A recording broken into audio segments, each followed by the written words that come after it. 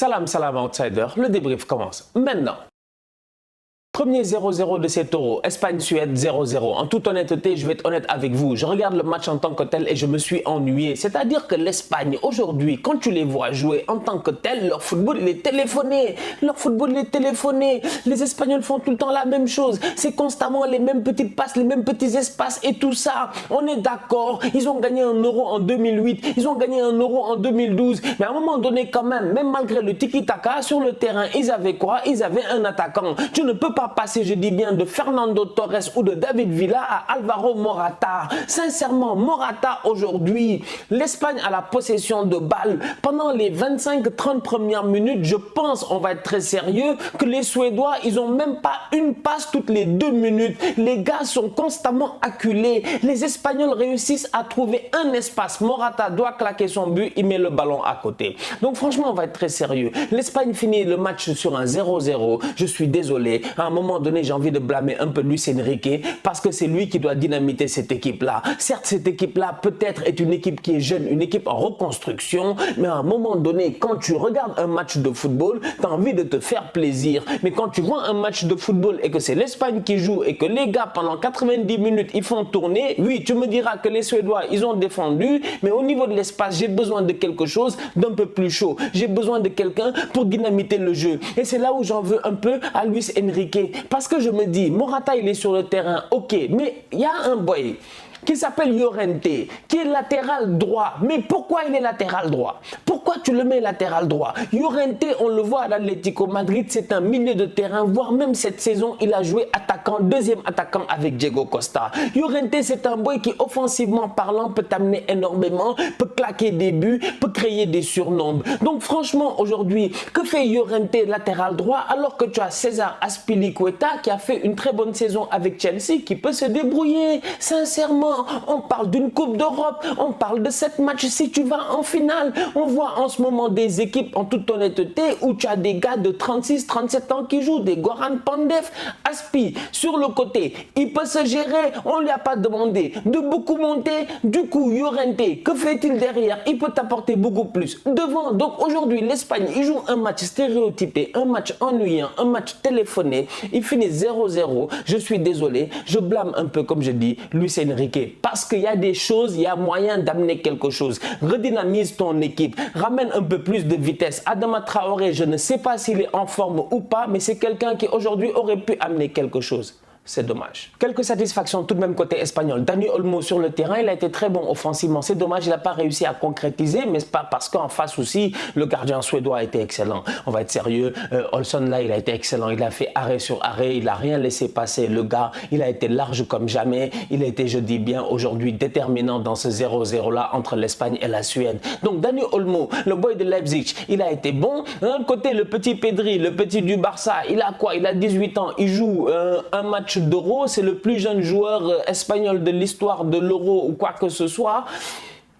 Pour moi, Pedri fait un match en demi-teinte. J'aime le Pedri en fin de match, j'aime pas le Pedri au courant du match. Parce que Pedri au courant du match, tu sens réellement que le boy, c'est son premier match réellement de l'histoire de l'Euro, tout ça, qu'il est le plus jeune et tout. Tu sens que l'événement est au-dessus de lui. Parce que Pedri, en fin de match, il se lâche. En fin de match, il commence à jouer au football, il commence à trouver des bons intervalles. Maintenant, au cours du match, je trouve qu'il est timide. Ça ne veut pas dire qu'il a perdu des ballons. Ça ne veut pas dire qu'il n'a pas été bon. Ça veut juste dire qu'il a été moins percutant et qu'il a été moins influent dans le jeu espagnol. Cependant, en fin de match, tu vois la connexion Barcelone qui se crée entre Pedri et Jordi Alba. Donc Pedri quand même sur le terrain pour une première, rien à dire. Mon problème, comme je dis avec cette équipe d'Espagne-là, c'est un problème au niveau de l'animation de jeu et la vitesse, je dis bien, de cette animation de jeu-là. Cette équipe-là a trop de joueurs sur le terrain qui ont les mêmes profils. Les Ferran Torres, les Dani Olmo, moi tout ça, je suis désolé, je les mets tous dans le même sac. Je les mets tous dans le même sac. Pour moi, tu as besoin de différents profils pour essayer de surprendre ton adversaire, d'autant plus que ton adversaire, c'est un mur. Ils ne sont pas venus pour jouer au football, ils sont venus pour défendre. Donc du coup, je me dis, tu as beau avoir des individualités qui sont très bonnes, des Dani Olmo, des Pedri et tout ça, mais si tu n'as pas la manière à laquelle il faut jouer face à ces équipes-là, c'est-à-dire, comment on appelle ça, faire des permutations, accélérer le jeu court, jeu long, transversal, centre, je sais pas, fais-les bouger. Si tu n'as pas ça sur le terrain et que tu n'as pas les joueurs assez vifs pour le faire, ça risque d'être compliqué. Donc du coup, quand même, il y a des boys qui ont été bons. Dani Olmo, il a été bon. Koke, il a été bon. Llorente, il a été bon. Et j'en passe. Deux joueurs qui ont été très moyens aujourd'hui au niveau de l'Espagne. Et c'est quand même paradoxal parce qu'une équipe qui a près de 80% de possession de balle, normalement, tu te dis que leurs défenseurs doivent passer un match tranquille. Leurs défenseurs doivent être, je dis bien, assis sur un fauteuil en train de... Voilà, c'est la playa, c'est l'Espagne, c'est Barcelone, c'est je ne sais pas, c'est ce que tu veux, franchement. Mais les Espagnols, là, ils étaient en train de paniquer. Ils étaient en train de paniquer. Laporte et Pau Torres, mais c'est du n'importe quoi, c'est pas sérieux. Laporte aujourd'hui, combien de fois il s'est fait dribbler par Isaac? Isaac sort 3 fois, Isaac dribble les gars 3 fois. Isaac est un joueur extraordinaire. Et aujourd'hui, franchement, il faut le saluer. Parce que Isaac a été très intéressant. Isaac a été très déterminant aujourd'hui. Isaac, offensivement parlant, il a tout fait. Si Isaac avait Zlatan Ibrahimovic à la place de Berg aujourd'hui, je te dis, la Suède, ils font un hold-up, un braquage suédois, ils gagnent 1-0 ce match-là. Malheureusement, Isaac était tout seul. La preuve d'ailleurs, le coach suédois, il n'est pas sérieux. Dès qu'il sort Isaac, on ne voit plus la Suède dans la surface de réparation. Franchement, on ne voit plus la Suède dépasser le milieu de terrain. À la minute où il a sorti Isaac, il a fait rentrer les Kayson et tout ça et d'autres joueurs et tout. Bah à partir de ce moment-là, la Suède s'est mise en mode ultra défensif. Parce que la Suède, malgré le fait qu'il n'avait pas beaucoup de ballons, de temps en temps, ils avaient des fulgurances, ils sortaient et tout. Donc franchement, on va être très sérieux. Le boy Isaac de la Real Sociedad, il sort déjà d'une superbe saison avec la Real Sociedad. De même de 2 superbes saisons avec la Real Sociedad. Parce que l'année passée avec Odegaard, il a été extraordinaire. Cette année encore, il a été très bon. Voilà un petit qui est suédois. Je ne sais pas à combien s'élève sa clause libératoire, mais Arsenal, voilà les petits qu'il nous faut. Voilà, franchement, voilà les petits qu'il nous faut. Voilà, le boy il a un style à la Yaya Sanogo, mais il te dribble comme Cristiano Ronaldo. C'est là où c'est intéressant. Alexander Isak, gardez un œil sur lui. Espagne-Suède 0-0, Pologne-Slovaquie 2-1 pour la Slovaquie. La Slovaquie, franchement, on va être très sérieux, c'est peut-être l'équipe la plus faible de ce groupe-là. Et pourtant, ils sont venus gagner leur premier match 2-1 face à la Pologne. Dans un grand décrassage, il n'y a même pas longtemps, j'étais venu et j'avais bien dit au Thomas et tout ça que attendez, arrêtez. À chaque fois, vous pensez que c'est parce que les Lewandowski, là, c'est des grands joueurs, c'est des top players, mais c'est pas parce que tu es un grand joueur que ça veut dire que toute ton équipe doit suivre derrière. La Pologne, ils arrivent, ils n'ont pas Milik. Franchement, ils n'ont pas Milik, alors que vous savez l'importance de Milik. En toute honnêteté, ils n'ont pas le boy Piątek. Vous connaissez le boy Piątek qui était au Milan AC. Donc aujourd'hui, il y a quelques joueurs qui manquent. Tu arrives avec des Krychowiak, des gars qui sont incapables de se gérer. Tu perds le match 2-1. Je ne suis pas surpris. On va quand même parler de l'arbitrage parce que l'arbitre ne sait pas gérer. Je suis désolé, Krychowiak prend un carton rouge. Ok, c'est bon. Donc si tu regardes franchement les règles, ok, d'accord, il prend un carton rouge. Mais Krychowiak en tant que tel, son carton rouge, le premier carton jaune, je suis d'accord, anéantissement d'action de jeu. Le boy part pour une contre-attaque. On est au milieu de terrain, il tire son maillot, etc.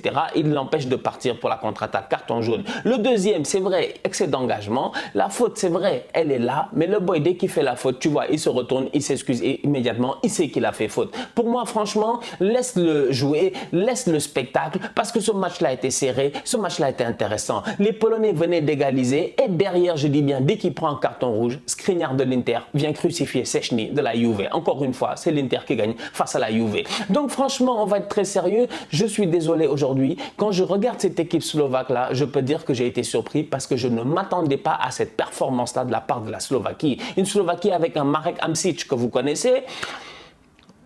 Deuxième meilleur buteur de l'histoire de Naples parce qu'il a dépassé Maradona. Après, Mertens l'a dépassé. Donc, je pense qu'il est le deuxième meilleur buteur de l'histoire de Naples. Un Marek Hamšík qui est parti en Chine et tout ça, qu'on avait un peu perdu, qui est revenu, qui vient de signer en Turquie. Un Marek Hamšík qui aujourd'hui a joué comme un leader, je dis bien. Des boys slovaques très très techniques, des boys qui savent dribbler et tout, très très surprenant. Franchement, rien à dire. Top performance de la Slovaquie. Et derrière, je m'inquiète pour Lewandowski et la Pologne parce que la Pologne a perdu le match le plus facile. Ils vont jouer la Suède.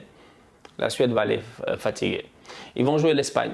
Ça risque d'être compliqué, ils ne toucheront pas un ballon. Du coup, Lewandowski à l'Euro, on va espérer peut-être, écoute, tu as parlé de ton premier match, on va espérer qu'il fasse partie peut-être des meilleurs troisièmes. Le premier match de la journée, c'était la République tchèque qui a battu l'Écosse. Et franchement, on va être très sérieux, cette équipe écossaise-là, moi, elle m'a plu. Elle m'a plu. Elle a perdu 2-0, mais elle n'a pas été ridicule. Son seul problème, c'est qu'ils n'ont pas d'attaquants. Les Écossais n'ont pas d'attaquants. Les Écossais, ils sont chauds, ils créent des occasions. Ils sont là, ils ont acculé les gars de la République tchèque. Ils leur ont mis la pression plusieurs fois. Cependant, la République tchèque, ils ont une chose quand même qu'il ne faut pas enlever, c'est que mentalement, ils n'abdiquent jamais. Mais au-delà de ne pas abdiquer, ils ne paniquent pas. Et ça, c'est important. Parce que plusieurs fois, les Écossais, ils ont l'opportunité d'ouvrir le score. Les Tchèques sont posés défensivement. Ils paniquent pas, ils ressortent le ballon. Et quand ils ressortent le ballon, ils ressortent le ballon proprement. Patrick Schick, doublé. Top performance de sa part. Il marque avant la mi-temps, après la mi-temps. Le but avant la mi-temps, c'est sur un centre de Koufal, que nous tous on connaît, un boy de West Ham qui a été excellent cette saison, qui faisait partie des meilleurs latérales droits cette saison avec West Ham. Koufal, il vient, il fait un superbe centre. Le boy Patrick Schick, il vient, il coupe le ballon de la tête. Magnifique, tête décroisée, rien à dire. Mais le deuxième but est encore plus sensationnel. Parce que la frappe, elle est près de quoi? 50 mètres. Il est presque au milieu de terrain. Il lobe le gardien. Le pauvre gardien, j'ai dit bien, mais le gardien écossais là, je pense que c'était lui le maillon faible. Le gardien écossais là, il joue à Derby County. Il a 38 ans. Prochain match de l'Écosse, c'est l'Angleterre. Quand l'Écosse va jouer l'Angleterre, vous savez d'où vient Mason Mount? Derby County. Quand il va retrouver le tonton là, il va le tuer. Je suis désolé. Franchement, je m'inquiète pour eux. Parce qu'aujourd'hui, on va être très sérieux. Les Écossais, ils étaient déterminés, mais ils n'avaient pas d'attaquant, ils n'avaient pas de gardien. Comment veux-tu gagner un match si tu as des bons milieux de terrain, tu as de la création, tout ça, mais tu n'as pas d'attaquant et tu n'as pas de gardien? La famille, on se capte dès demain pour de nouveaux débriefs avec, je dis bien, l'entrée en liste de 3 favoris, je dis bien, dont le champion en titre. Le Portugal va jouer face à la Hongrie. D'ailleurs, Portugal-Hongrie, c'était un match qu'il y a eu à l'Euro passé, c'était 3-3. Je ne sais pas si vous vous rappelez. Gros match, 3-3. On va voir ce que ça va donner. Et d'un autre côté, la France qui va jouer face à l'Allemagne. Le choc à ne pas rater. D'ici à la famille, on continue à liker, on continue à partager. On s'abonne. On est ensemble, on reste en santé. Tous outsiders.